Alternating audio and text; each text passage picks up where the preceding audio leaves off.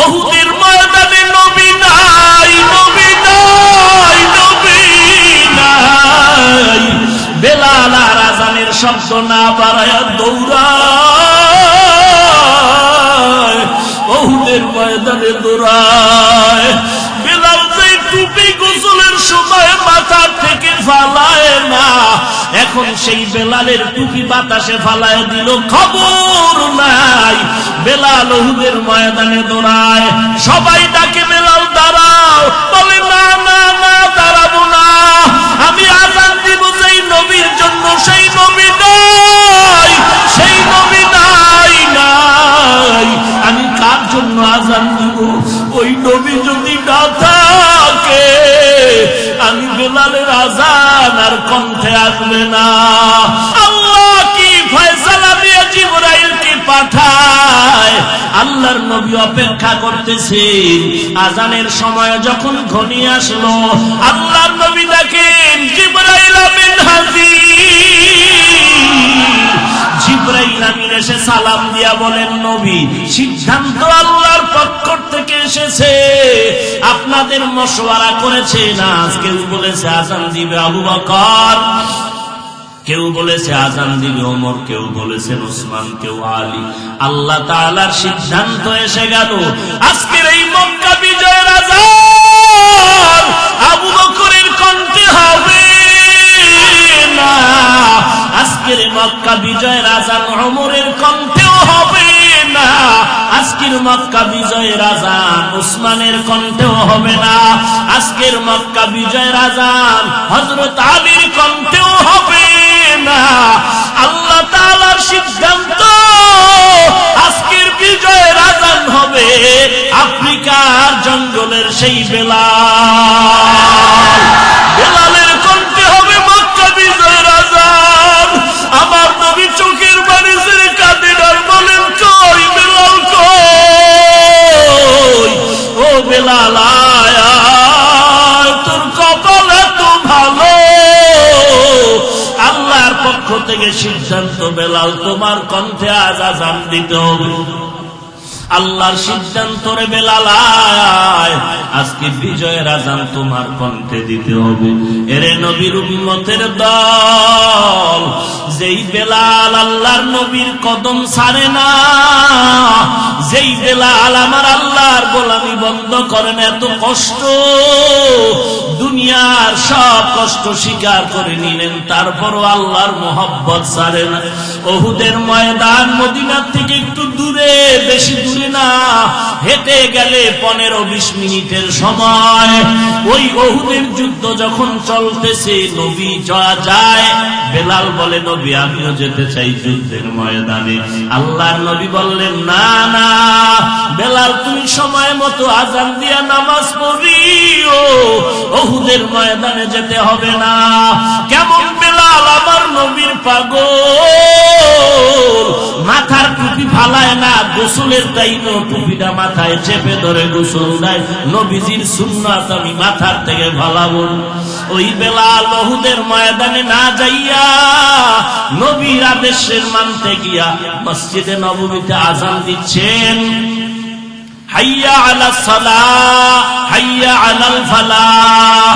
এমন সময় বেলালের কানে আওয়াজ, ওহুদের ময়দানে নবী নাই, নবী নাই, নবী নাই।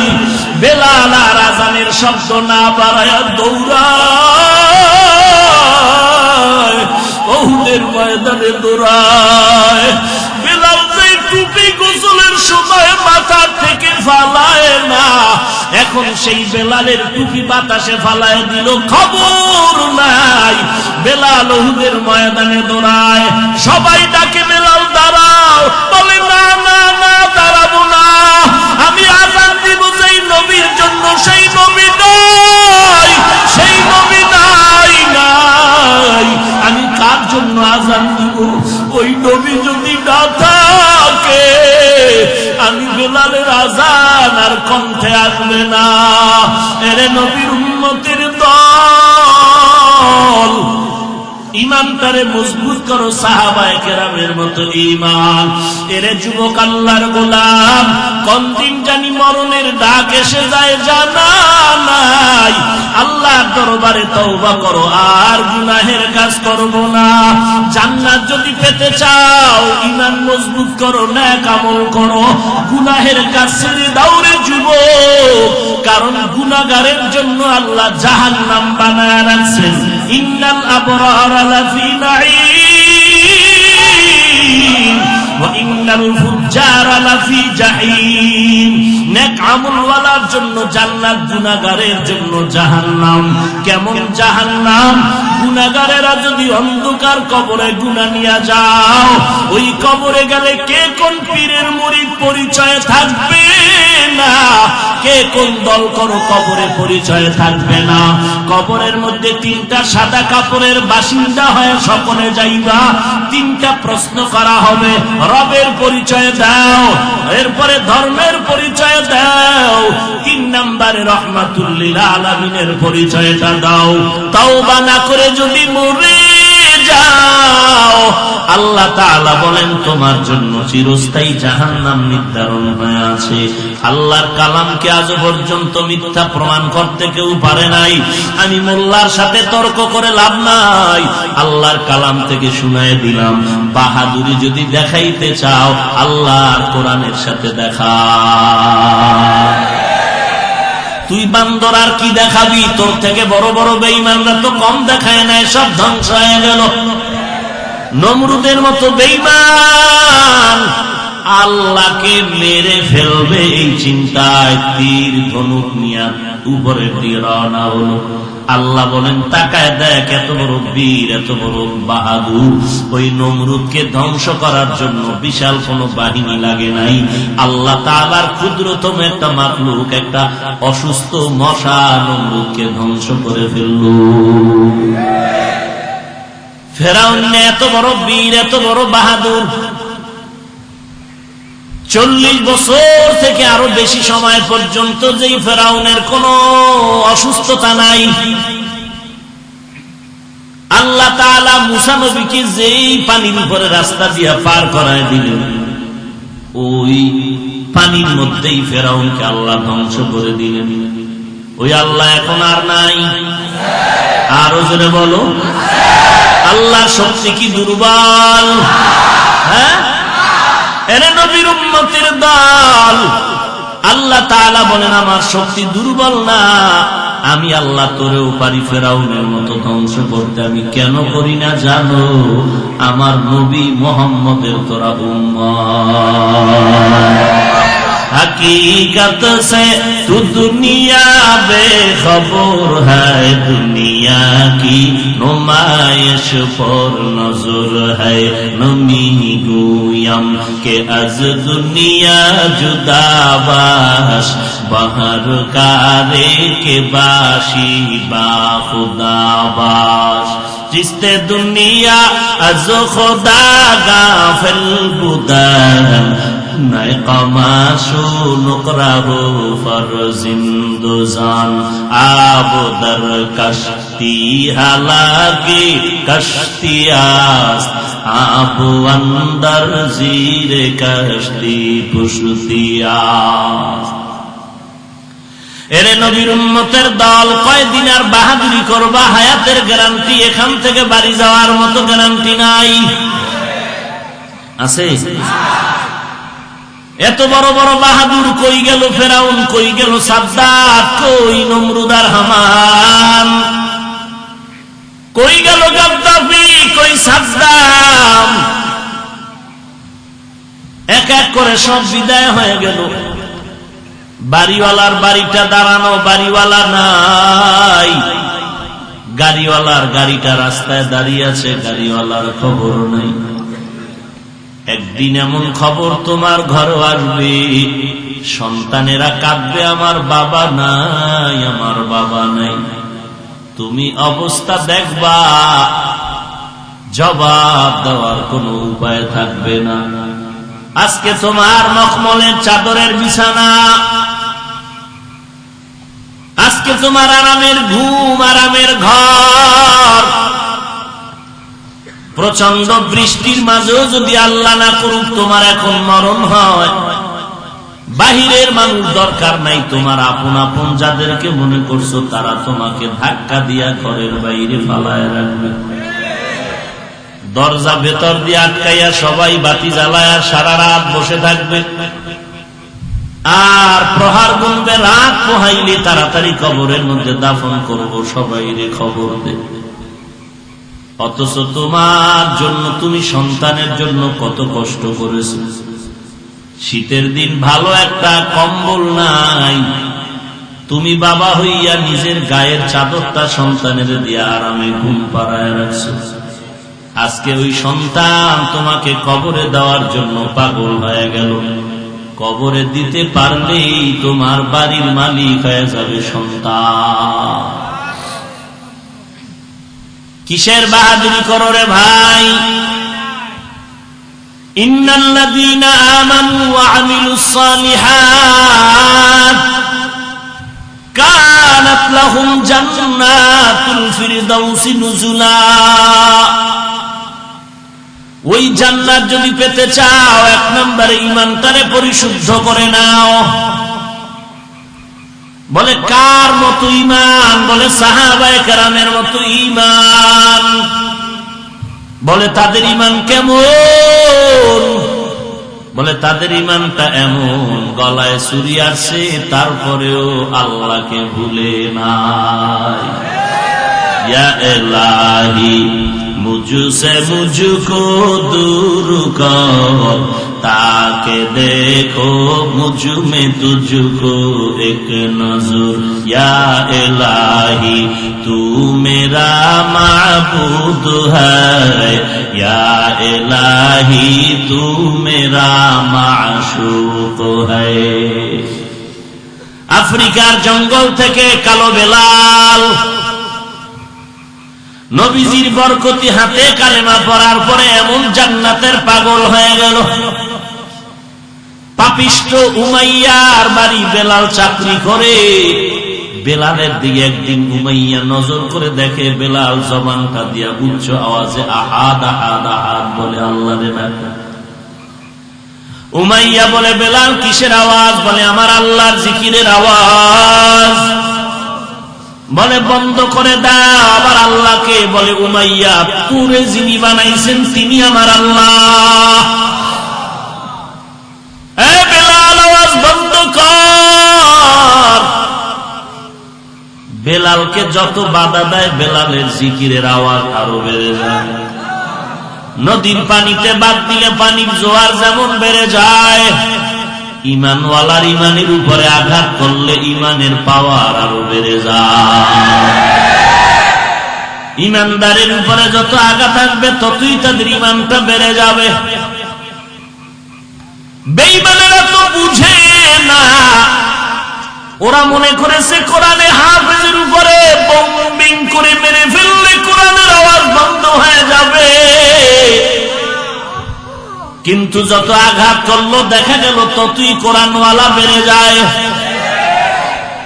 বেঈমানেরা মনে করেছে মাদ্রাসায় তালা লাগাইলে বুঝি এই জমিন থেকে মাদ্রাসা বিদায় নেবে আর হবে না।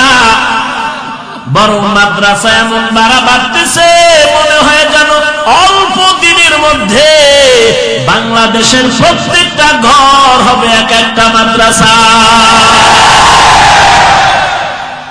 বুঝে না তার সেরা মদ খাইয়া তাল হয়ে গেছে। এদের মাথা তো নষ্ট। সমস্ত প্রশাসন বলে মদের বিরুদ্ধে বলে, সব এমপি মন্ত্রী নেতারা বলে একটু নেশার বিরুদ্ধে বয়ান করেন। কি লাভ হবে? পলিথিন বন্ধ করো, ফ্যাক্টরি বন্ধ না করলে আমারে চিল্লায় লাভ হবে। পলিথিন বন্ধ করো করো করো, চিৎকারের দরকার নাই, চুপচাপ ফ্যাক্টরি বন্ধ করলে এমনি বন্ধ হয়ে যাবে। বড় বড় হোটেলের মধ্যে মদের আড্ডা চলে, আমার মতো বান্দাকে বললে মদের আড্ডা বন্ধ করা যায় না। যারে দিয়া ভূত সারামো তারে যদি ভূতে পায় সমস্যার শেষ নাই। এরে নবীর উম্মতের দল, এই মুসলমান তো এক সময় ঘরের মধ্যে আল্লাহর ইবাদতে ছিল মাশগুল, আজকে বাইরে নামাইছে কে? বেঈমানেরা আমগো টুপিওয়ালারে বাইরে নামাইছে। কারণ আমার নবীরে গালি না দিলে আমরা টুপিওয়ালারা বাহিরে আসতাম না, আমাগো মাদ্রাসার বিরুদ্ধে না বললে আমরা বাইরে আইসা চিৎকার দিতাম না। আমার নবীর দাড়ি নিয়ে বলবি, আমার নবীর দাড়ি ছাগলের মতো, আমার নবীর সন্ত্রাসী বলবি, আর মুসলমান ঘরে থাকবে, তা কখনো হতে পারে না।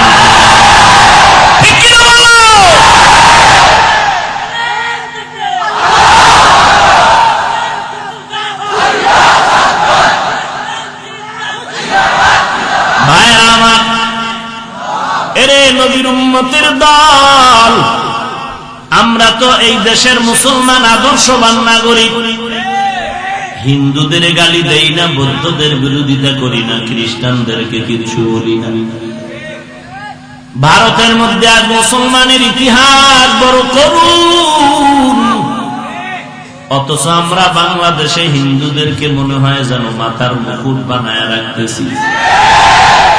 আমরা মুসলমান একটা উল্টা পাল্টা কথাও বলি না, কিন্তু যখন আমার নবীরে গালি দিবা, আমার টুপি ধরে টান দিবা, কোরআনের বিপক্ষে কথা বলবা, তখন আমাদের আওয়াজ দেওয়াটাই ইমানের পরিচয়, চুপ থাকা হলো মুনাফিকের পরিচয়। এরে আল্লাহর গোলাম, ইমানওয়ালার ইমানের উপরে আঘাত দিও না, খবরদার। মুসলমান এমন একটা জাতি, এরা টাকার লোভে দৌড়ায় না, খানার লোভে দৌড়ায় না, সম্মানের চেয়ারের লোভে দৌড়ায় না। ওরা যেখানেই থাকে ওদের উদ্দেশ্য আমার মাওলা, ওদের উদ্দেশ্য আমার রাহমাতুল লিল আলামিন। আমার আব্বারে গালি দিলে সহ্য করে নেওয়া যায়, আমার পীরের বিরুদ্ধে দুই কথা বলবি সহ্য করে নেওয়া যাবে, আমার আল্লাহ আমার নবীর বিরুদ্ধে কথা বলবি, তোর বিচার না হওয়া পর্যন্ত মুসলমান ঠান্ডা থাকে না। একটু পেছন দিয়ে তাকায় দেখ শাহজালালের ইতিহাস। অস্ত্র লাগে না, অস্ত্র লাগে না, ছুরি লাগে না, দাও লাগে না, রায়েন্দা লাগে না, লাগে নাকি? কোন পিস্তলের দরকার নাই।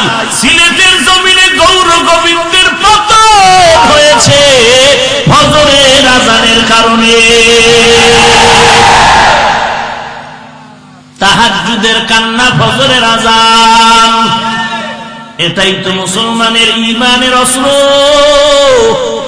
আল্লাহ তাআলা বলেন, ওয়ালা তাহিনু ওয়ালা তাহজানু ওয়া আনতুমুল আ'লাউন ওয়া আনতুমুল আ'লাউনা ইন কুনতুম মুমিনিন।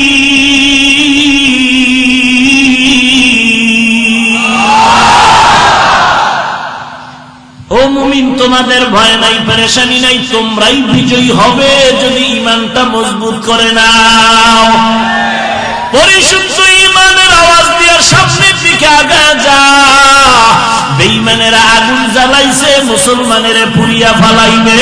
ইব্রাহিম নবীর ইতিহাসের দিকে নজর কর, ঈমানটা যদি মজবুত করে নাও, বেঈমানের প্রজ্বলিত আগুন হবে ফুলের বাগান। কি এর ভয় পাও? অস্ত্র লাগবে নাকি? কিচ্ছু লাগবে না, ঈমানের পাওয়ার নিয়ে চলো। রাতের বেলা তাহাজ্জুদের মুসাল্লায় দাঁড়ায়া চোখের পানি ছেড়ে কান্না করো, দেখবা আসমান থেকে ফয়সালা হয়ে যাবে। এরে নবীর উম্মতের দল, কোন দলাদলি নেই, দালালি নেই। যারা জান্নাত পেতে চাও তাদের জন্য দুইটা কাজ করা লাগবে, আমার বাবার কথা না, কোরআনের কথা। এক নম্বরে ঈমানটা পরিশুদ্ধ করো, দুই নম্বরে নেক আমল করো। ঈমানকে পরিশুদ্ধ করো, নেক আমল করো। সাহাবায়ে কেরামের মতো ঈমান। উমাইয়া বাধা দেয়, বেলাল আল্লাহর নাম আরো জোরে কয়। উমাইয়া আর সহ্য করতে পারে না,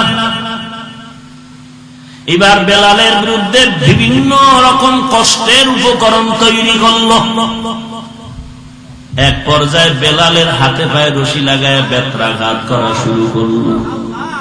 বেলালের চিৎকারের আওয়াজ দরওয়াজা দিয়া হযরত আবু বকর সিদ্দিক হেঁটে যায়। বেলালের কান্নার আওয়াজ শুনে থমকে দাঁড়ায় গেল। উমাইয়ারে ডাক দিয়ে কয়, রে উমাইয়া, বেলালের আর মারবা না। হে গরিবের সন্তান, তবে তার ঈমান কিন্তু দুর্বল না। তুমি বেলালের আমার কাছে বিক্রি করে দাও, অথবা আমার কাছে একটা গোলাম আছে তোমাদের লাইনের, তাকে দাও, বেলালকে দাও। বলে না না, বলে তো যদি তাও না হয় বিক্রি করে দাও, আমি টাকা দিয়ে কিনিয়ে নিই। নবীজি খবর পেয়ে কয়, আবু বকর, বেলালকে যদি কিনতে যাও আমি নবীর থেকেও কিছু টাকা নিয়ে যাই। হাসরের ময়দানে আল্লাহ যখন ডাকবে বেলালের খরিদ্দার কারা, আমি নবীও বলবো আমিও বেলালের খরিদ্দার। এরে নবীর উম্মতের দল, বেলালের হাতে পায়ে রশি লাগাইয়া রশির আর একটা মাথা ঘোড়ার পায়ে বা উটের পায়ে বেঁধে আরবের উত্তপ্ত গরম বালুর মধ্যে ঘোড়া পিটার দৌড়ায়। আর ওই গরম বালুর তাপে গেলা বেলালের পিঠের চামড়া গুলো পুড়ে যায়। বেলাল চিল্লাইয়া আল্লাহকে ডাকে, আহাদ আহাদ আহাদ, ও আল্লাহ তুমি ছাড়া আমার আর কেউ নাই। দুনিয়ার কষ্ট সহ্য করে নিতেছি, তুমি ধৈর্য দাও। তারপরও চাই যেন আমি বেলাল জাহান্নামের আগুনে না যাই, কারণ জাহান্নামের এক সেকেন্ডের আযাব সহ্য করতে পারবো না। ও আল্লাহ, তুমি আমাকে কবুল করে নাও। এই বেলালের আমার নবী মসজিদে নববীর মুয়াজ্জিন বানায় দিবে। আমার নবী মেরাজ থেকে এসে বলে, ও বেলাল, আমি আরশে আজিম পর্যন্ত আল্লাহর সব কুদরত ঘুরে দেখলাম, জান্নাত দেখলাম, ওখানে গিয়েও তোমার হাঁটার আওয়াজ পেয়ে আল্লাহর নবী মদিনার থেকে মক্কা চলে গেলেন, বিজয়ী হয়ে গেল মক্কা বিজয়। নবীর কলিজায় এত বড় দুঃখ ছিল, আজকে খুশির দিন, মক্কা স্বাধীন হয়েছে। যেই মক্কার সামনে গিয়া নামাজ পড়তে পারে না, মুশরিকরা বাধা দিয়েছে। আজকে সেই মক্কা নবীর হস্তগত হয়ে গেল। নবী হাতে লাঠি নিয়ে বাইতুল্লাহর ভেতরে দুইটা মূর্তিগুলো ভাঙতেছে। হযরত আলীকে বললেন, জমজমের পানি দিয়া ধুয়ে দাও। আজ আমরা খুশির কারণে বাইতুল্লাহে স্বাধীনভাবে বা জামাত যোহরের নামাজ পড়ব। এতদিন পারি নাই, গোপনে গোপনে কষ্ট করে করে ওরা আমারে থাকতেই দিল না মক্কা। এখান থেকে আমাকে তাড়ায় দিল, আজ আল্লাহ মক্কা আমাদের হাতে এনে দিয়েছে। আজকে আমরা বিজয়ের নামাজ আদায় করব, বা জামাত ওপেন নামাজ পড়ব ইনশাআল্লাহ। সবাই রেডি হয়ে যাও, আজকে আমাদের নামাজ হবে মক্কা বিজয়ের নামাজ। আজ এই মক্কা বিজয়ের নামাজের আজান হবে একটা বিজয়ী আজান। কে দিবে আজকের এই বিজয়ের আজান? নবীজি মশওয়ারায় বসে গেলেন। সাহাবায়ে কেরামের মধ্যে একজন দাঁড়ায় বললেন, নবী আপনি এত পেরেশান কেন? আজকের বিজয়ের আজান আর কেউ দিবে না, একমাত্র হযরত আবু বকর দিবেন বিজয়ের আজান। নবী আপনিই তো আবু বকরের গুণগান করেছেন আর বলেছেন, কে সে আবু বকর? হিজরতের দুঃখিনী রাত, কষ্টের রাত, আপনি ঘর থেকে বেরিয়ে রাতের আধারে যখন আবু বকরের ঘরের কিনারায় গিয়া আস্তে করে ডাক দিলেন, আবু বকর, লাব্বাইক ওয়া সা'দাইক ইয়া রাসূলুল্লাহ। নবী আশ্চর্য হয়ে গেলেন, গভীর রাত আস্তে করে ডাক দিলাম, আবু বকর আপনি কি ঘুমান নাই? আবু বকর চোখের পানি ছেড়ে কাঁদলেন আর বললেন, পয়গম্বর, বহু আগে আপনি আমাকে বলেছিলেন আবু বকর, হিজরতের সাথী তুমি আমার হবে, তুমি যেও না। অন্যান্য সাহাবায়ে কেরাম চলে গেছেন, আপনি আমাকে নিষেধ করেছেন আর ইশারায় বলেছেন আপনার সাথে আমি হিজরতের সাথী হয়ে যাব। আল্লাহর জাত ও সিফাতের কসম, ওই দিন থেকে আমি আবু বকর দিনের বেলা যত ব্যস্ত থাকি না কেন, রাতের বেলা যখন ঘরে এসে যাই, দরওয়াজার কিনারায় দাঁড়ায়া দাঁড়ায়া রহমাতুল লিল আলামিনের অপেক্ষায় থাকি। এক সেকেন্ড আমি ঘুমাই না, অপেক্ষায় কান সজাগ রাখি, কখন আমার মায়ার নবী এসে আবু বকর বলে ডাক দিবে। আমি যদি ঘুমায়া যাই আর নবী এসে যদি ডাক দেয়, দেরি হয়, শত্রু এসে আমার নবীকে ধরে ফেলবে। আল্লাহর কসম, আমি আবু বকর ঘুমাই না। নবী কিছুই বলতে পারেন না, চোখের পানি ছেড়ে কান্না করেন। আবু বকর বলে, নবী আমি একা ঘুমাই না। তা না, আমার ছোট মেয়ে আসমা তিনিও ঘুমায় না। প্রতিদিন নাস্তা বানায়া বানায়া অপেক্ষা করে, হিজরতের পথে নাস্তা দিবে নবীকে, অপেক্ষায় ঘুমায় না। নবী কান্না করেন।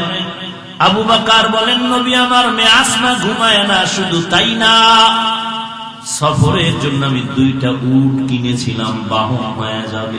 একটু তাকায় দেখে এই উট 2টা খুঁটির গোড়ায় বেঁধে রাখছি, এরাও ঘুমায় না।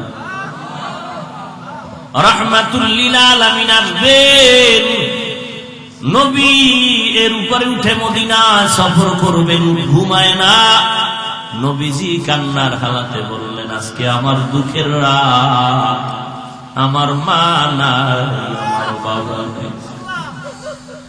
আমার দুনিয়াতে 2জন আপন লোক ছিল, আমার বিবি খাদিজা, আর একজন আমার আপন ছিল আমার চাচা আবু তালেব। যেই মক্কার মানুষ আমাকে দেখতে পারে না, এমন বিপদ। ওই সময় আমার আপন হয়ে বন্ধু হয়েছিল আমার খাদিজা। আমি হেরা পর্বতের গুহায় গিয়ে আল্লাহর ধ্যানে কাটাইতাম। মাঝে মাঝে দেখতাম খাদিজা ওই পাহাড়ে গিয়া নাস্তা নিয়ে হাজির হয়ে যেত। আমার আজ খাদিজাও নাই, আমার চাচা আবু তালেবও নাই, আমার মাও নাই, বাবাও নাই। ওরে আবু বকর, তুমি আজকে আমার জন্য ঘুমাও নাই। এই গভীর কষ্টের রাত, আমার দুঃখের জিন্দেগির সফর, আমি বাইতুল্লাহর দেওয়ালটা ধরে ধরে কান্না করেছি আর বলেছি, রে বাইতুল্লাহর দেওয়াল, মনে চায় না তোরে ছাড়িয়া মদিনায় যাই। আল্লাহর ওয়াদার হয়েছে, বেঈমানেরা আমাকে থাকতে দিল না রে কাবা। আজকে আমি কান্না নিয়ে যাই, এক সময় হাসি মুখে আবার বাইতুল্লাহ চলে আসবো। ওরে আবু বকর, আজ এই দুঃখের রাতে আমি আল্লাহর কাছে দোয়া করি, আল্লাহ, আবু বকরের সফর আজকে শুরু হয়ে গেল, মদিনা পর্যন্ত শেষ না। আবু বকরের সফর শেষ হবে জান্নাতের মেহমানখানায়। ও পয়গম্বর, কেন আপনি পেরেশান হয়ে গেলেন? আজান দিবে আবু বকর আর কেউ না। নবী বলেন বসুন। আর একজন দাঁড়ায় গেলেন, দাঁড়ায় কয়, নবী আজ মক্কা বিজয়ের আজান দিবে ওমর আর কেউ না। কারণ ওমরের কারণেই তো ইসলামের পতাকা উড্ডীন হয়েছে, ওমরের কারণেই তো আমরা ওপেন কালেমার দাওয়াত দিয়েছি। আপনি নবী বলেছেন ওমরের ব্যাপারে, লাউ কানা বাদি নবিয়্যুন লাকানা ওমর। আল্লাহ নবী বলেছেন, আমার পরে যদি আল্লাহ কাউকে নবী বানাইতেন, আমার পরে ওমরকে আল্লাহ নবুয়ত দান করতেন। ও আল্লাহর নবী, আজকে আজান দিবে ওমর আর কেউ না। না। আল্লাহর নবী বললেন বসেন, আর একজন দাঁড়ায়া বলেন, একজন দাঁড়ায়া বললেন নবী আজ মক্কা বিজয়ের আজান কেউ দিবে না, আপনার সাহাবী ওসমান, কারণ আপনার দুইজন মেয়ে বিবাহ করেছেন ওসমান। আপনি নবী যে ওসমানের গুণগান করে বলেছেন লিকুল্লি নবিয়্যিন রাফিকুন ওয়া রাফিকি ইয়ানি ফিল জান্নাতি ওসমানা। আল্লাহর নবী আপনি বলেছেন সকল নবীর বন্ধু হবে জান্নাতে, আপনার বন্ধু হবে ওসমান। ওই ওসমান আজকে আযান দিবে আর কেউ না। নবী বললেন আপনিও বসুন, আর একজন দাঁড়ায়া যান, আর একজন দাঁড়ায়া বললেন পয়গম্বর আজকে মক্কা বিজয়ের আযান দিবেন হযরত আলী, আর কেউ না। কারণ যে আলীর জন্য আপনি দোয়া করেছেন, আপনি বলেছেন আনা দারুল হিকমা ওয়া আলিয়ুন বাবুহা, আপনি হলেন হিকমতের ঘর আর ওই ঘরের দরওয়াজা হলো হযরত আলী। আজকে আলী আযান দিবে আর কেউ দিবে না। নবী বললেন আপনিও বসে পড়েন। নবী এবার চুপচাপ বসে আছেন। সূর্যের গরম সহ্য করতে পারি না রে আল্লাহর বান্দা, আল্লাহর দরবারে তওবা করো, মালিক তুমি আমাকে মাফ করে দাও, আর নামাজ ছাড়ব না, গুনাহের কাজ করব না রে আল্লাহ। এতদিন দাড়ি কাটছি, নামাজ পড়ি নাই, মা বাবার খেদমত করি নাই রে আল্লাহ। আজকে থেকে তওবা করলাম, আর নামাজ ছাড়ব না, বেপরদায় চলবো না, মা বাবাকে কষ্ট দিব না। আল্লাহর কাছে দুফোঁটা চোখের পানি ছেড়ে তওবা করো। তওবা করা মাত্র চোখের পানি গালের নিচে যাওয়ার আগে গুনাহ মাফ হয়ে যাবে। ওরে আল্লাহর বান্দা, তোমার ডানে বামে তাকায় দেখো কত যুবক স্কুল কলেজে পড়ে নামাজ বাদ দেয় না, তুমি কেন পারবা না? তোমার মতো যুবক আজ ব্যবসা করে নামাজ বাদ দেয় না, তুমি কেন পারবা না? তোমার মতো যুবক আজ ড্রাইভারি করে নামাজ বাদ দেয় না, তুমি কেন পারবা না? গুনার কারণে আজকে তোমার চোখে পানিও নাই। ডানে বামে তাকায় দেখো কত আল্লাহর বান্দার চোখের কোঠায় পানি জমা হয়ে গেল। কান্নাওয়ালার দোয়া খালি ফেরত যাবে না রে ভাই। যদি কান্না না আসে আল্লাহর কাছে তৌফিক চাও, আল্লাহ কান্নাওয়ালা চক্ষু দাও, কান্নাওয়ালা চক্ষু দাও। কান্নাওয়ালা যদি কাউকে পাও হাতটা বাড়ায় দোয়া চাও, আল্লাহ পাক কান্নাওয়ালার দোয়া খালি ফেরত দিবে না। খাঁটি অন্তরে তওবা করো। গলায় ছুরি আসবে, মরে যাব, তারপরও আর নামাজ বাদ দিব না, নবীর সুন্নাত ছাড়ব না। তওবা করার যদি খাঁটি নিয়ত হয়, মুনাফিকি না থাকে, খাঁটি তওবার নিয়তে দুটো হাত আল্লাহকে দেখায়া দাও। আয় আল্লাহ সবার হাত কবুল করে নেন, তওবা কবুল করে নেন, তওবার উপরে মজবুত হয়ে চলার তৌফিক দান করেন আল্লাহ। আয় আল্লাহ নেক আমলের আগ্রহ বাড়ায় দেন, গুনাহের প্রতি ঘৃণা জমায় দেন, আমিন। আলহামদুলিল্লাহি রাব্বিল আলামিন, والصلاة والسلام على سيد الأنبياء والمرسلين وعلى آله وأصحابه أجمعين يا أرحم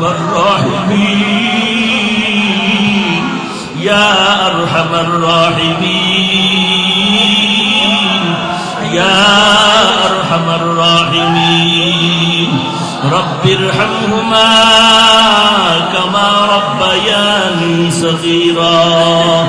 আয় আল্লাহ তাকায় দেখেন এই কাদা পানি বৃষ্টির মাঝে আপনার বান্দারা কি চায়। আয় আল্লাহ এত কষ্ট করে যুবকেরা মাহফিলের আয়োজন করেছেন, সারাদিন বৃষ্টি আর কাদা পানি, বসারও ভালো জায়গা নাই। দাঁড়ায়া দাঁড়ায়া দিনের কথাগুলো শুনলেন, আপনি কাউকে খালি ফিরাইয়া দিয়েন না রে আল্লাহ। আয় আল্লাহ টাকা চাই না, বাড়ি চাই না, জাহান্নাম থেকে মুক্তি চাই। আয় আল্লাহ গুনাহ করে জীবনটারে নষ্ট করেছি, গুনাহের কারণে আমার হাত না পাক, আমার জিহ্বা না পাক, গুনাহের কারণে আমার চোখ না পাক, আমার অন্তর না পাক। ও আল্লাহ তওবা করতেছি, আর গুনাহ করব না, আর গুনাহ করব না রে আল্লাহ। তওবার দরজায় ফিরে আসি, ফিরাইয়া দিয়েন না রে মালিক। গুনাহের কারণে ফিরাইয়া দিয়েন না। আমরা আপনার আদরের নবীর উম্মত, নবীজির মুহাব্বতে আমাদের গুনাহ মাফ করে দেন। আয় আল্লাহ, মাহফিল কবুল করে নেন, আলোচনার ভুল ত্রুটি ক্ষমা করে দেন, আমাদের ঈমান ও আমল মজবুত করে দেন। আয় আল্লাহ, 5 ওয়াক্ত নামাজি বানায় দেন, সারা দুনিয়ায় শান্তি দান করে বাংলাদেশ শান্তির দেশ বানায় দেন। আয় আল্লাহ, সহিভাবে কোরআন পড়ার তৌফিক দান করেন আল্লাহ। আয় আল্লাহ, গুনাহমুক্ত জিন্দেগি দান করেন, নেক আমলের আগ্রহ বাড়ায় দেন আল্লাহ। আয় আল্লাহ, মা বোনদের আবেদা পর্দানিশী বানায় দেন, ছেলে সন্তান নেককার বানায় দেন। প্রত্যেকটা মা বাবাকে নেককার সন্তানের মা বাবা হওয়ার তৌফিক দান করেন। আমাদের আওলাদ সন্তানগুলো দ্বীনের খাদেম বানায় দেন। আয় আল্লাহ, সমস্ত মুমিনদেরকে আপনি দ্বীনের খাদেম বানায় দেন। আয় আল্লাহ, উলামায়ে কেরামদের আমিন কবুল করে নেন, মুরব্বীদের আমিন কবুল করে নেন, ছাত্র ভাই যুবকদের আমিন কবুল করে নেন, মা বোনদের আমিন কবুল করে নেন।